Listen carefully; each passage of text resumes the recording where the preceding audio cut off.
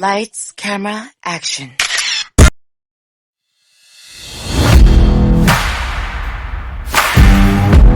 ایک گاڑی میں سے جو آدمی اترا، اسے دیکھ کر میری آنکھوں میں خون آتر آیا۔ یہ وہی آدمی تھا جس نے میرے والدین کی زندگی کا چراغ گل کیا تھا۔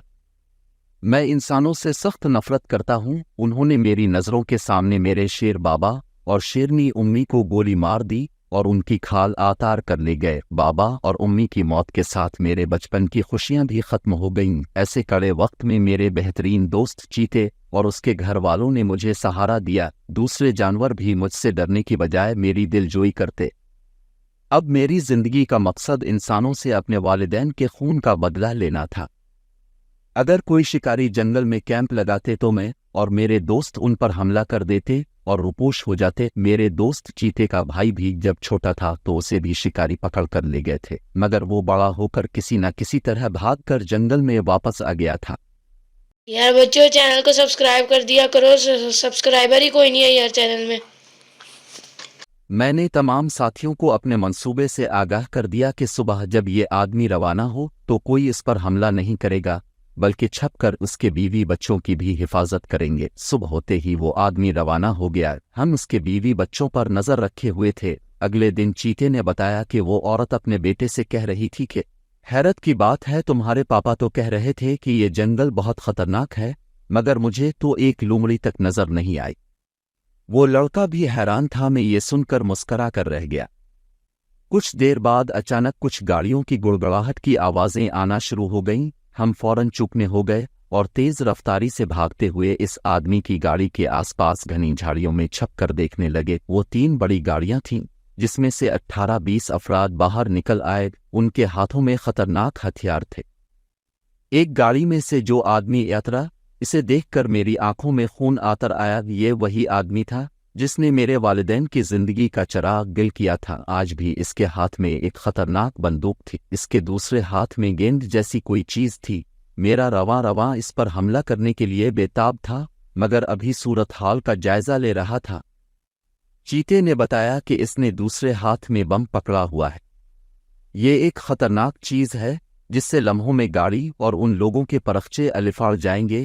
وہ چیخ کر انہیں باہر آنے کا کہہ رہا تھا۔ وہ تینوں روتے ہوئے گاڑی سے باہر آ گئے۔ اس آدمی نے بم اپنے ساتھی کو پکڑا دیا اور عورت اور لڑکے کو گھٹنوں کے بل بیٹھا دیا اور بچی کا بازو پکڑ کر اسے بے دردی سے ماں کی طرف دھکیل دیا۔ عورت نے لپک کر اسے گود میں لے لیا۔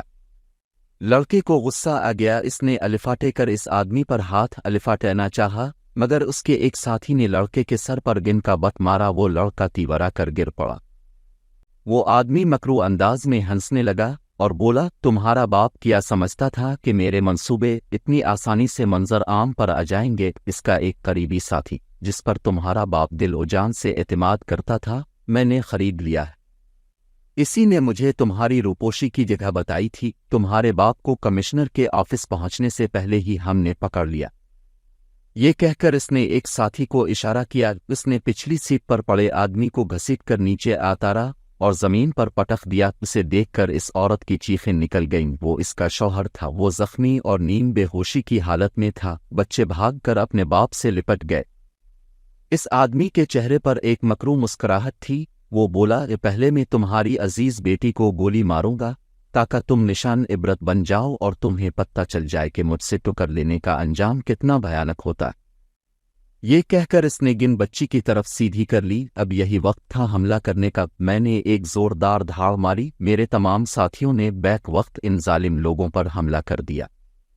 انہیں اپنی گنیں سیدھی کرنے کا بھی موقع نہیں ملا۔ وہ آدمی اور اس کے بیوی بچے حیرت سے یہ منظر دیکھ رہے تھے کہ کوئی درندہ ان کی طرف دیکھ بھی نہیں رہا۔ وہ آدمی کو سہارا دے کر گاڑی تک پہنچ گئے۔ عورت اور بچے گاڑی کے اندر چلے گئے، مگر پروفیسر گاڑی کا سہارا لے کر باہر کھڑا رہا۔ میں اس ظالم آدمی کو اپنے نوکیلے دانتوں سے باری طرح الفا دے رہا تھا۔ کچھ لمحوں بعد اس کی چیخیں تھم گئیں۔ تمام ظالم اپنے انجام کو پہنچ چکے تھے۔